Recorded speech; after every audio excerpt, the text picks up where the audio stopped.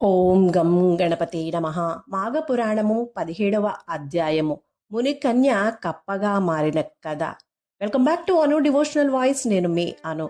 కప్ప రూపమును వదిలిన స్త్రీ తన వృత్తాంతమును ఇలా చెప్పసాగింది. ఓ మహర్షి, మాది గోదావరి నదీ తీరములో ఉన్నటువంటి ఒక కుగ్రామము. నా తండ్రి పేరు హరిశర్మ, నా పేరు మంజుల. మాది సద్బ్రాహ్మణ వంశము. మా నాన్న సదాచార సంపన్నుడు. నన్ను కావేరీ నదీ తీరమందున్న జ్ఞానానందుడను వానికిచ్చి పెండ్లి చేశాడు. నా భర్త వేదాంగ కోవిదుడు, మహాజ్ఞాని. పెండ్లి కాగానే నన్ను అత్తవారింటికి పంపారు. మా కాపురం 3 పువ్వులు 6 కాయలుగా సుఖంగా గడిచిపోతుంది. ఇంతలో మాఘమాసం ప్రవేశించింది. అంతటా నా భర్త, మంజుల, మాఘమాసం ప్రవేశించింది. ఇది అత్యంత పుణ్యమాసం. పవిత్రమైన ఈ కాలాన్ని మనం దుర్వినియోగపరచరాదు. నా బాల్యం నుండి ఈ మాఘమాసమందు క్రమం తప్పకుండా మాఘ స్నానాలు చేసి పూజలు చేయుచూనే ఉన్నాను. కావున మనమిద్దరము ఈ మాఘ స్నానాలను తప్పక చేయవలసిందే. ప్రతి దినము కావేరీ నదిలో స్నానం చేసి పూజలు నిర్వహించాలి.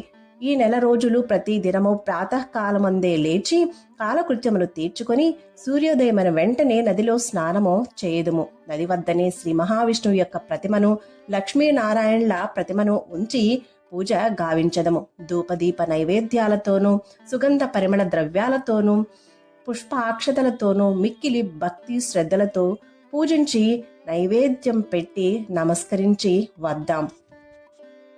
తులసి తీర్థాన్ని పుచ్చుకొని పవిత్రులమవుదాం. ఇంటికి వచ్చిన తరువాత మాఘపురాణము, శ్రీమన్నారాయణుని భజనలు చేద్దాము. దీని వలన మనిద్దరికీ కూడా పుణ్యఫలం దక్కటమే కాక నీకు 5వ కూడా వర్ధిల్లకలదు అని చెప్పాడు. నా భర్త చెప్పిందంతా విన్న నాకు విసుగు పుట్టింది.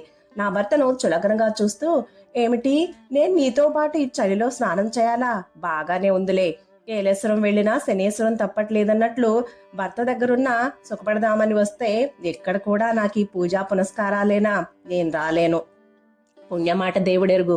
ఈ మాఘమాసమంతా చలి విపరీతంగా ఉంటుంది. చన్నీటి స్నానం చేస్తే గుటుక్కు మరణం ఖాయం. కావున నేను రాలేను. అయినా ఎందుకు వచ్చిన ఈ పూజలు పునస్కారాలు? వీటి వల్ల ధన నష్టం తప్ప మనకు ఒరిగేది ఏమీ లేదు. కావున నా మాట విని నీ అభిప్రాయాన్ని మార్చుకో. సుఖంగా ఉన్న ప్రాణాన్ని దుఃఖాన్ని ఎందుకు పెట్టుకుంటావు అంటూ హీనంగా మాట్లాడాను. నా భర్త చాలా శాంత స్వభావుడు. అందుచేత హద్దు మీరి మాట్లాడాను. ఆగ్రహించిన నా భర్త, ఓసే పాపాత్మురాలా, సద్బ్రాహ్మణ కుటుంబం నుంచి వచ్చిన నీవు నా వంశాన్ని ఉద్ధరిస్తావు అనుకున్నాను. ఇంతటి మూర్ఖురాలివి అని అనుకోలేదు. దైవద్వేషివి అని తెలిస్తే నిన్నసలు పెళ్లే చేసుకునేవాణ్ణి కాదు. నీవింక నాతో ఉండరాదు. దైవాన్ని దూషించే వారికి నా ఇంట స్థానం లేదు. పో. మాఘమాస వ్రతం నీకంత హీనంగా కనపడిందా?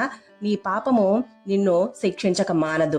భర్తననే గౌరవం కూడా లేకుండా ప్రవర్తించిన నీవు కృష్ణానదీ తీరమందలి రావి చెట్టు త్వరలో మండూకమైపోవుదుగాక అని శపించాడు.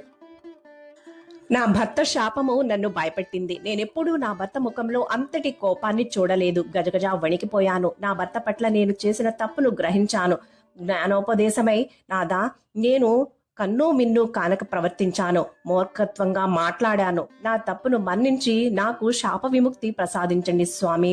పశ్చాత్తాపంతో పరితపించిపోతున్నాను కనుక నా యందు దయవుంచి మరలా మిమ్మల్నెట్లు కలుసుకోగలనో సెలవీయండి అంటూ నా భర్త పాదాలపై పడి దుఃఖిస్తూ పరిపరి విధాలా ప్రార్థించాను.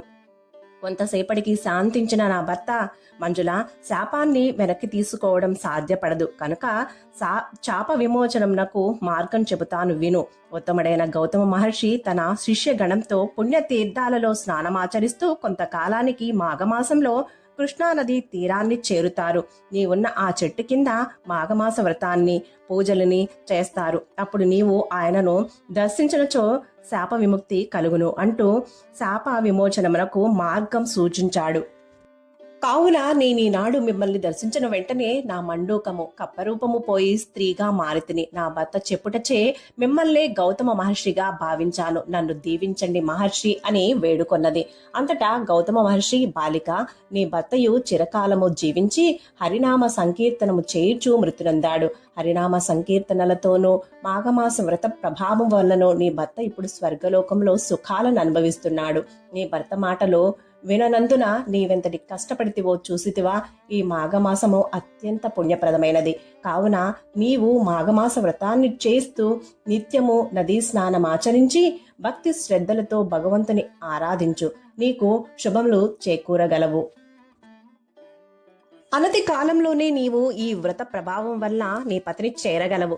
నీ పూర్వజన్మ సుకృతం వల్లను దైవ నిర్ణయం వల్లను నీవిప్పటికీ నన్ను దర్శించగలిగావు. ఇప్పటికైనా మించిపోయింది లేదు. నిత్యము శ్రీమన్నారాయణ సేవలో తరించు. ప్రతిరోజు ప్రాతకాలమునే నిద్రలేచి కాలకృత్యములు తీర్చుకుని నదికి పోయి స్నానమాచరించి శ్రీ మహావిష్ణువును పూజించు. త్వరలోనే నీకు విష్ణు సాన్నిధ్యము సిద్ధించగలదు.